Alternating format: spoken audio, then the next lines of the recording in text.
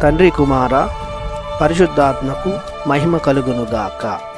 ఈనాటి జీవవాక్యం. మా పూర్వుల పాపములకు గాను నీవు మమ్ము శిక్షింపక జాలితో వెంటనే మమ్ము ఆదుకొనుము. కీర్తన 79 వచనము 8. ప్రియ సహోదరి సహోదరులారా, దేవునిచే మిక్కిలిగా ప్రేమించబడుతున్న ప్రియ దేవుని బిడ్డలారా, నిర్గమకాండము 34వ అధ్యాయము 7వ వచనంలో మనం చూస్తున్నాం, తండ్రులు చేసిన పాపములకు కుమారులను, ఆ కుమారుల కుమారులను 3-4 తరముల వరకు శిక్షించును అని. అదే వాక్యం నిర్గమకాండము 34వ అధ్యాయము 6వ వచనంలో ప్రభువు 1000 మందికి కృపను చూపుచు దోషములను, అపరాధములను, పాపములను మన్నించువాడు. కానీ నరులు పదే తప్పులు చేస్తుంటే ఒప్పుకోడు, శిక్షించి తీరుతాడు.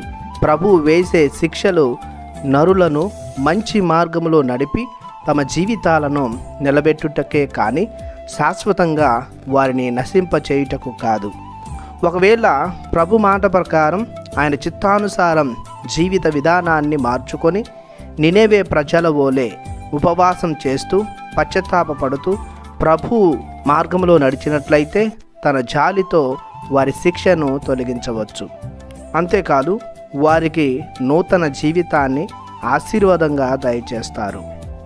ఇంకా రాబోవు తరాల వారు మన మూలమున శిక్షింపబడకుండా మన జీవితాలను సువార్త విలువల ప్రకారం జీవింపచేసేలా చేస్తారు.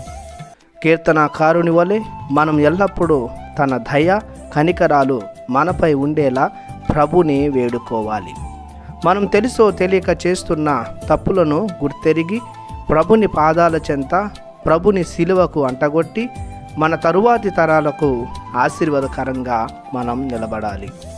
అదేవిధంగా మన పితరుల పాపముల మూలమున మనం ఏదైనా శాపాన్ని అనుభవిస్తున్నట్లు తెలిసినా ప్రభుని కృపా కటాక్షాల కోసం సాష్టాంగపడి ప్రభుని కరుణకై ప్రార్థించుదాము. కరుణామయుడువైన ఓ మా దేవా, మీ కృపాక్షేమములను బట్టి మీకు వందనాలు చెల్లిస్తున్నాము.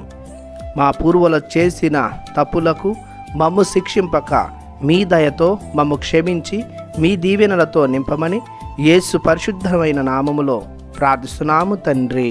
ఆమెన్. దేవుడు మిమ్ము దీవించునుగాక. ఆమెన్.